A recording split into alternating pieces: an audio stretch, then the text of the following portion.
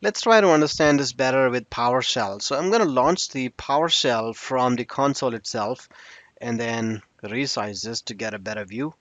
Alright, so I got authenticated and my Azure drive is built, but what I want to show you is the command which is responsible to retrieve the Azure role definitions. The command to retrieve the roles and the definitions is get-az role definition.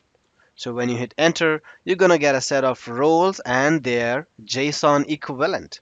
That's what we were talking about in the previous lesson, that every role is nothing but a JSON file. And you are clearly able to see the JSON file right here in this section. And we're talking about different attributes of a role like name, ID, whether it is custom or not, the description of it, and actions, what is it allowed to do and what it is not allowed to do, and then the scope of the object.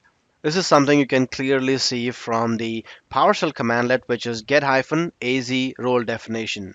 Of course, you can use your PowerShell skills now to filter this further. So I'm going to pipe it and say, hey, I just want to see the name and then the description of the Azure role. So when you hit enter, it's going to pull up all the roles that I have and their respective descriptions. You can always filter it further and then say, hey, I don't want to see the name and description, but show me just the actions.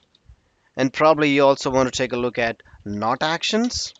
And when you hit enter, it's going to just show what kind of activities are possible using various roles that we have in our subscription. Okay, with this, we are not only able to see the power of Azure roles and how deeply it is integrated into Azure, but also the power of PowerShell that you can derive the values right from the command line interface available here. Alright, so in the next section, let's go ahead and take a look at the different kinds of user accounts and groups that can be created in Azure Active Directory.